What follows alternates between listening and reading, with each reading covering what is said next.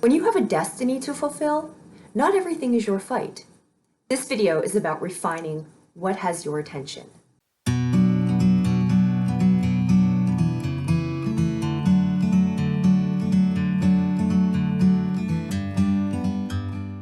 In this life, you are part of a divine plan. Each of us is. And each of us has a role that only we can fulfill. And although we're not sure what this role is, the way that we become more equipped to serve the role and to serve humanity is by the lessons that come into our life. So anything that happens, any conflict that you experience, any hardship that you experience, anything that causes you to grow and learn and be a fuller person and take that fuller expression into the world, this is part of your soul growth. This is the point.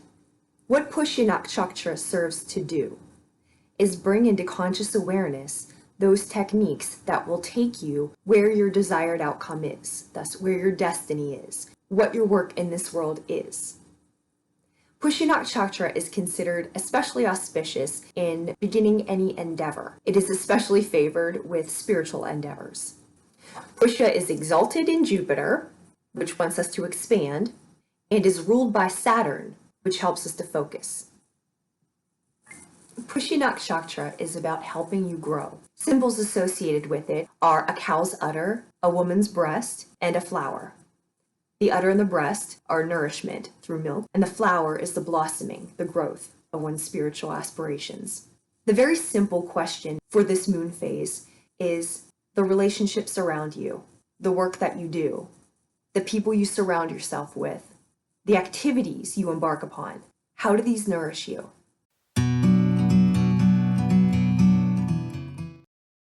Okay, so first things first, you are not for everyone. The past several cycles have been bringing out the disparity between what you're trying to do in this life, you trying to be your fullest expression, your most honest expression of yourself, and how that rubs against the people close to you, and how that erodes on the values that you've held. So you've been faced with very uncomfortable truths. You've been faced with storms, with clearing. It's been this under the ground energy, this storm energy, this like what's left after the hurricane energy. Okay, so to set everything in context, the energy now is like walking out of the dark woods and you're walking into the clearing and you're seeing all the space that's available. Some people call the psychic space the field. So the clearing, the field. Now you can walk in to what you're ready to walk into. Maybe you've noticed that your dream life is a little bit different now. Perhaps your energy is coming more online. Your intuition is coming more online. Your abilities are coming more online. Because you no longer have to deal with what was in those woods, because you no longer have to deal with what Pluto's been showing you. You're not quite finished with it. We're still walking through it, but we're not in the depths of it any longer. There aren't any more surprises at this point. You know what you know. And with that knowledge, what's in front of you, that's the opportunity. Pushya Nakshatra is about sacrifice. And it's about sacrificing because we have a goal to reach. And this goal is our spiritual expression. But more specifically, it's what we are bringing into the world. It is through sacrifice of certain things that we are able to bring spiritual energy into the world. How does God enter into the world? God doesn't show up because, again, God's not a person. God is not a personified anything. The will of the divine occurs in the world because we, as people, bring it into the world. And that's what Pushya Nakshatra is about, the creation of spiritual energy in the world. The sacrifice takes place because to live such a life and to devote our time and attention to spiritual endeavors means that we are choosing some things and sacrificing others. The deity of Vishnu is associated with Pushya, and Vishnu is organization. So you come out from these dark woods, and now you have this clearing in front of you. You have the ability to create and to organize. And so Pushya, in essence, because it's bringing the divine into the world through you, you get your orders, you get your instructions, you get a clearer indication of what it is you're supposed to be doing. But it doesn't come free. It's again, this Jupiter and Saturn. You grow because you have restricted and focused your energy. So on the part of the nakshatra, on the part of the energy, it's seeking to expand you, but the responsibility that you have is clearing the way so that that expansion can occur.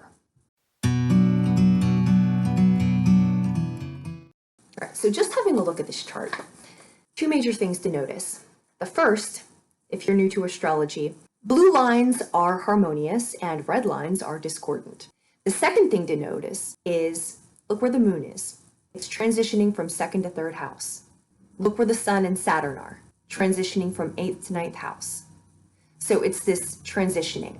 And then even in the 11th house, you have the nakshatra transitioning. So everything is just about moving to the next direction. It's right on the edge, right? So like right on the edge of that clearing, right on the edge of action, right on the edge of the deepness of our contemplation and the darkness of what our path has been so far. We're right on the edge of the light and the place that we've been moving toward.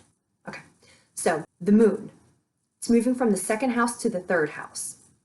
Second house is your esteem and how you establish your esteem in the world. What you have to show for what you've done.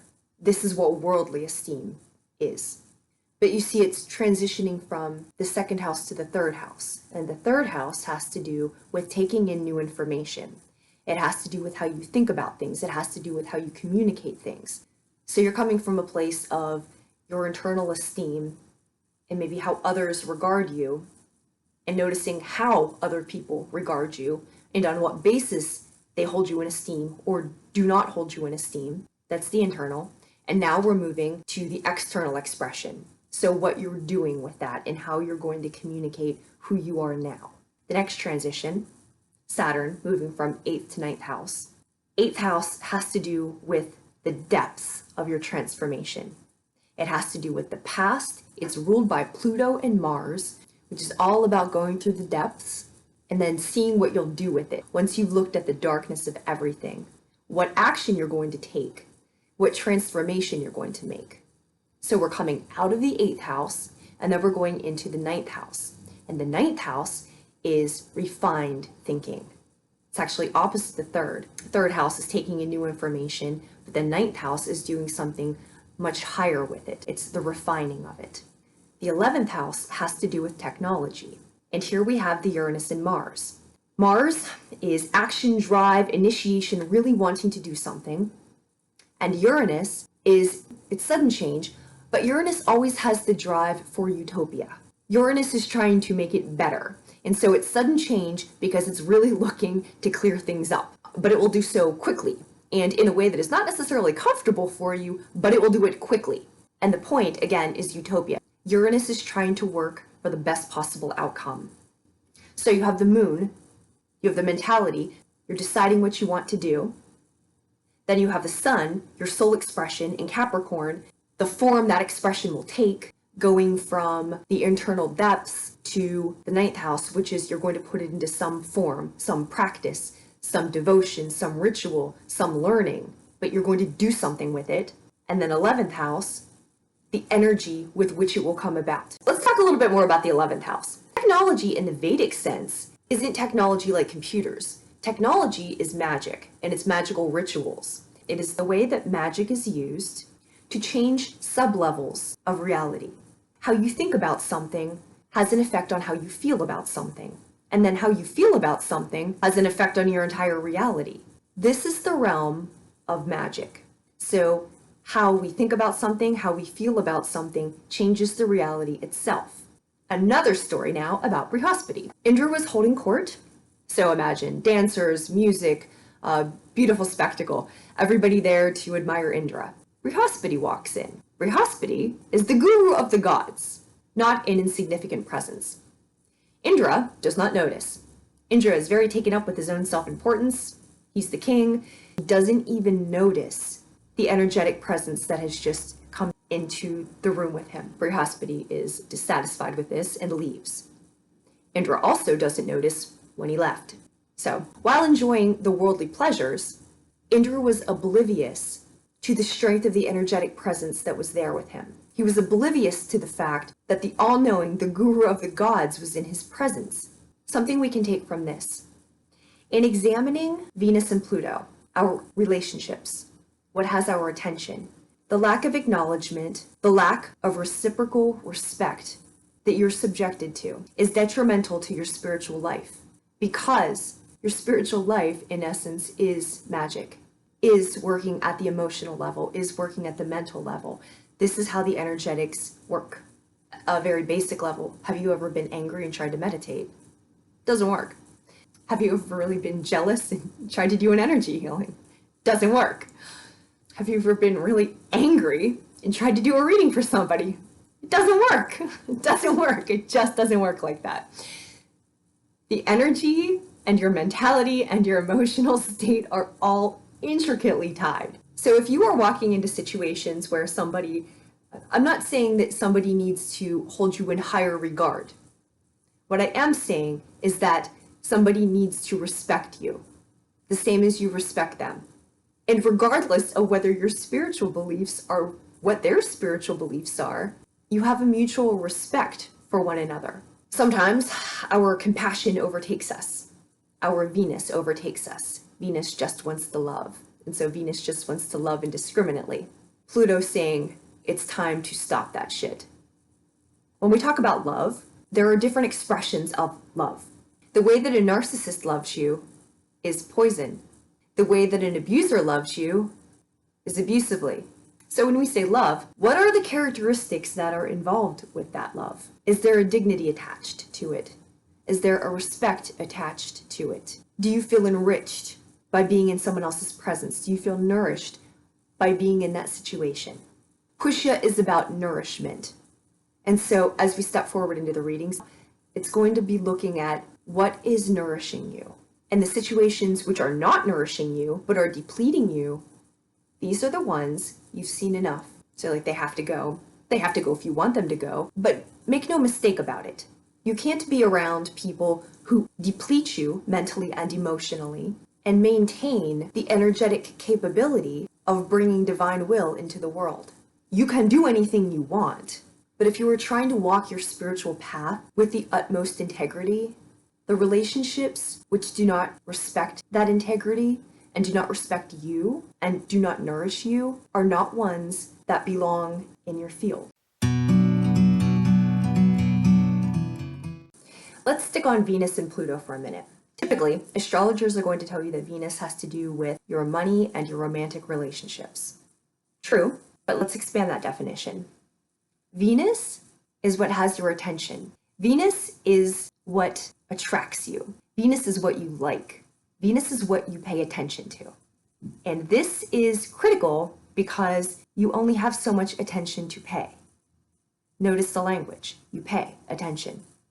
When you're really tired, you say, I'm spent. You've given it all. Energy is finite. And when you're talking about bringing divine energy into the world, that energy is precious. So again, let's come back to Venus. What has your attention may not necessarily be what you like. Fourth house roots have been a prominent theme for the past few cycles. So say you are in a situation with family members who are just not on board with you.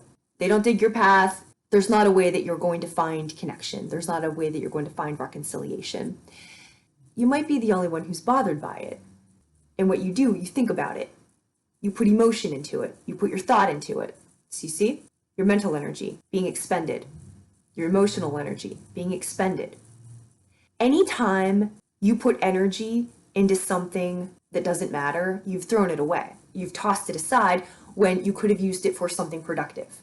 And this is both the dynamic of Venus and Pluto saying, what are you paying attention to and why are you paying attention to this? And then the Saturn and Jupiter, if you want to have a more prosperous spiritual path, if you want to be more productive in this area, why are you throwing away your energy? You need it over here.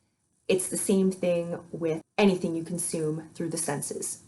I'm talking about news, I'm talking about social media, I'm talking about politics, I'm talking about arguments. Where are you directing your energy? What are you paying attention to? Because whatever has your attention is what you are paying attention to. That is what you're paying your energy into. And whatever you're paying it into, you're not paying it into your spiritual path. Focus. And when we focus, our devotion becomes mastery. Again, you can do anything you want, but be cognizant of where you are investing your energy. Like, your energy is your resource. So that's where you are investing your time. That's where you are investing your emotion. That's where you are investing your mentality. Make sure where you are investing yourself is in the path that will move you forward. It's in a direction that will get you where you want to go. This is what Pushya Nakshatra is about. It's about concentrated sacrifice, focus to get you where you need to go. This path does not lead you where you want to go. This path does not lead you where you want to go. This path leads you where you want to go. And because you have the experience, and because you have the knowledge, and because you've been doing the work, those situations which do not serve your path, which do not serve your higher good, which do not respect you, which deplete your emotional and mental state, which interferes with your energetic abilities, thus which interferes with your ability to bring the divine will into the world, because you've done the work, because you've done the critical examination, because you've done the self-reflection, you can let those go.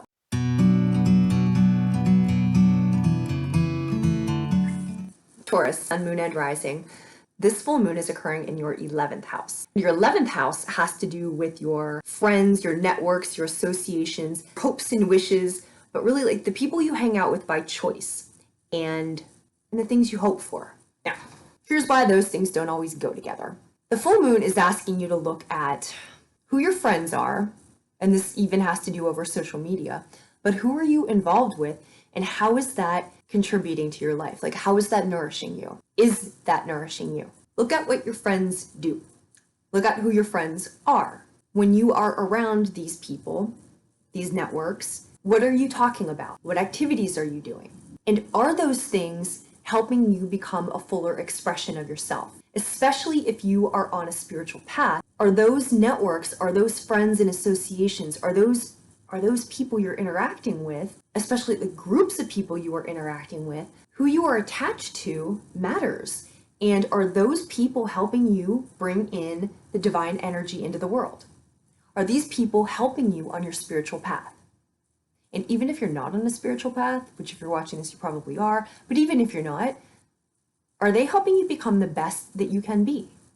So the full moon is asking you to look at what in your friendship house and your hopes and wishes, like what is nourishing you there? Alternatively, what is not nourishing you there? Because we should feel better after we've come from our friends. It's like, what kind of conversations are you having?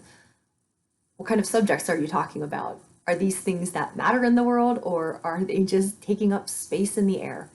Do they mean something? And even something like, when you have fun, is it fun that you feel good about? Because sometimes we do activities and they're fun in the moment, but we regret them.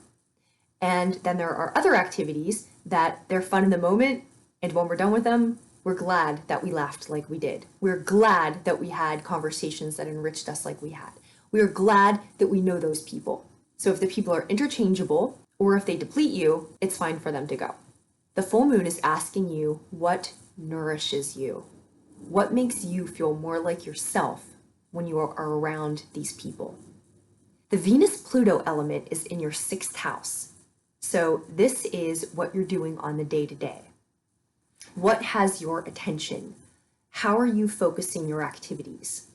If you are a person who is, and as a Taurus, you are kind of into routine. So if you're a person who's into routine, is your routine serving your higher goals?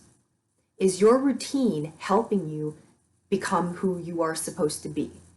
Right? Remember, 6th house is about your daily activities. It's like how you interact with your coworkers. It's if you have a workout regimen, it's what your nutrition is like, it's what your sleep habits are like, but it's like your habits, your day-to-day stuff, like what you do in the daytime. So you're looking at your friends. Are they nourishing you? Your networks, people you are involved with by choice. How do they nourish you? How do they make you feel more like yourself? Then we're looking at the 6th house, the stuff you do every day, and how is that helping you become who you're supposed to be? And on the other end, what activities are depleting you? What activities are holding you back? What conversations, what interactions are holding you back, right? So any of those things that have your attention but don't contribute to you, Pluto is saying, kill it. Jupiter is looking to expand you in your ninth house. Ninth house has to do with long distance travel. It has to do with expansion. It's like expansion of the mind through education, through experience, through religion, through spirituality. But ninth house is how you expand. And Jupiter is looking to expand you here. In so doing, Jupiter is also asking you to clean up your friend circles and clean up your day-to-day.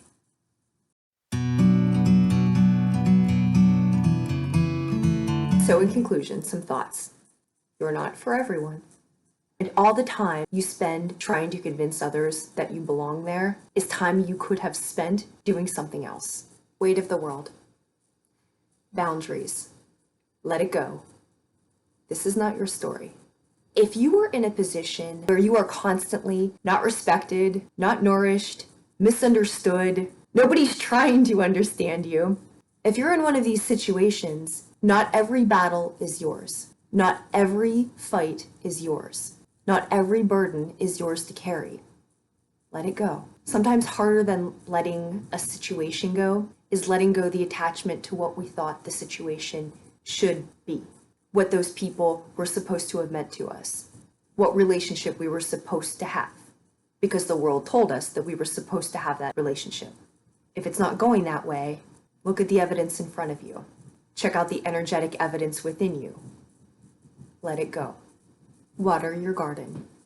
Nourishment, body care, rest. The past few weeks, you may have noticed emotional turmoil. A wiry feeling, maybe being exhausted, maybe your non-waking life was very active, maybe your energies are coming online now. Physically, in addition to the exhaustion, perhaps you've been purging in different things. And that's good, because that means you've been doing the work. Because with emotional and mental purging comes physical purging. So if you've been sick, or if you've been having, if your body's been acting in weird purging ways, good, let it go. Big picture thinking. These pillars keep coming up on cards I pull. There's a saying, small people talk about people, but don't you talk about people. You talk about big picture thinking. You are standing at the precipice of the future. You are receiving your divine marching orders. You are seeing what it is that you are supposed to be building in the world. And this moment didn't just arrive. This moment has been something that you are working toward. You have been working toward. You've suffered toward it. You have so much invested in right now. And everything that's coming, you deserve it. We the Hathors. Hathor, Egyptian goddess, symbolized by a cow. So deep love, mother's milk, birth as a portal.